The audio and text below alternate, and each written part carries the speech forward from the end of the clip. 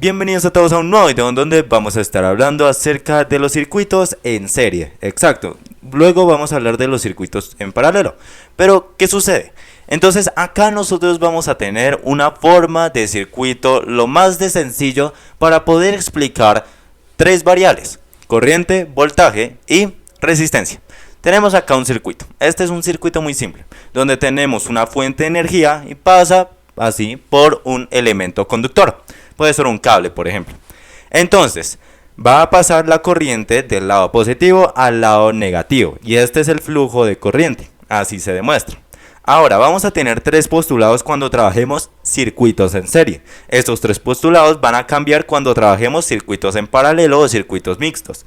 Acá vamos a tener que la corriente, medido en amperios, va a fluir igual en todos sus componentes internos, sean por ejemplo resistores, como acá vamos a tener. Listo. Además, ¿qué es lo que nosotros vamos a tener en cuenta? Que va a haber una resistencia equivalente, dada por aquellos mismos resistores. Va a ser R1 más R sub 2 más R sub 3 y así sucesivamente para todo R sub n que haya en aquel circuito. Pueden haber 5, pueden haber 6, pueden haber muchísimos. Ahora, el voltaje total también es relevante. ¿Qué sucede? Es la sumatoria de todos los voltajes y tiene que ser igual al voltaje de entrada. Listo, porque cada uno de esos voltajes chiquitos, esos voltajes individuales, es lo que se gasta en cada resistor. Ahora, el voltaje es igual a la corriente por la resistencia, eso nos lo da la ley de Ohm. Ahora, también para los materiales óhmicos, esta ley pues aplica a la perfección. Además, para poder tener una ecuación en función de la corriente, nos va a quedar que corriente es igual al voltaje sobre la resistencia, ese cociente. Ahora, si nosotros queremos aplicar un total, pues vamos a tener que el voltaje total va a ser el producto entre la corriente con la resistencia equivalente o resistencia total. Perfecto. Ahora sí, primer ejemplo, vamos nosotros a plasmar acá un circuito en serie que sea también sencillo, simple, con un lado positivo y un lado negativo. Eso es crucial mostrarlo, que va a tener resistores. Los resistores van a ser esas puntitas ahí que aparecen. Eso lo que hace es impedir el flujo de aquella corriente, ¿cierto? De la carga.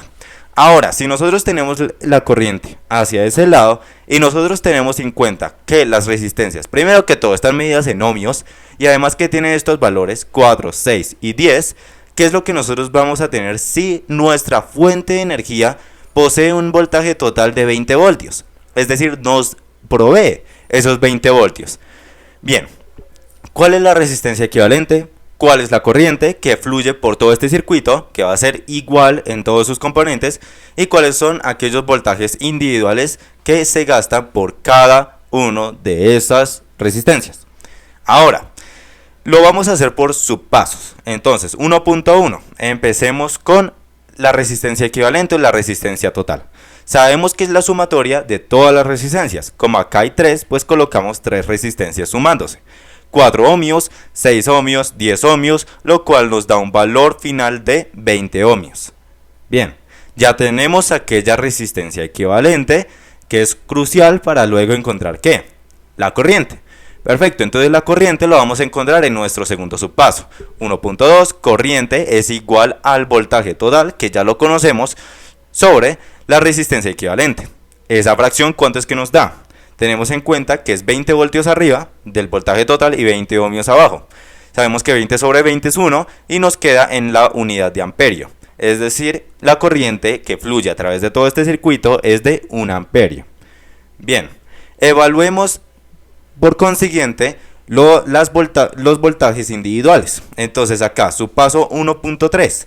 Tenemos en cuenta que voltaje es igual a la corriente por la resistencia. Pues lo aplicamos con sus propios subíndices. Si es voltaje sub 1, es resistencia sub 1. Si es voltaje sub 2, es resistencia sub 2. Sabemos que la corriente se mantiene la misma ya que es un circuito en serie. Cosa diferente sería en un circuito paralelo. Ahora tenemos que hacer el cálculo para evidenciar cada uno de esos voltajes sub 1, sub 2 y sub 3, teniendo en cuenta que la resistencia sub 1, sub 2 y sub 3 acá arriba la escribí. Entonces, tendríamos en cuenta que voltaje sub 1 es el producto entre 1 amperio que es la corriente que ya encontramos, con los 4 ohmios de la primera resistencia, que nos da 4 voltios. Voltaje sub 2, 1 amperio y 6 ohmios de la resistencia sub 2, que nos da un valor de 6 voltios.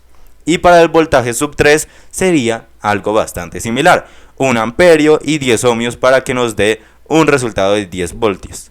Ahora, ya que encontramos todos esos voltajes individuales, ahora necesitamos verificar si los cálculos nos quedaron bien. Acá podemos rectificar si las corrientes y si los voltajes individuales quedaron perfectos. ¿Cómo? Ya sabemos que el voltaje total se puede encontrar a partir de estos voltajes individuales, ¿cierto? Y que tiene que ser igual a lo que acabo de entrar que nos proveó el ejercicio. En este caso puede ser una batería. Voltaje 1 más voltaje sub 2 más voltaje sub 3 sería lo mismo que decir 4 voltios más 6 voltios más 10 voltios, lo que nos da 20 voltios. Y sí, acabo de entrar 20 voltios y ya rectificamos que lo que se gastó fue lo mismo que había entrado. Por lo tanto, habiendo dicho todo eso, muchas gracias por la atención prestada, espero este video haya sido el mayor agrado. En comentarios alguna duda como siempre, hasta la próxima, así que...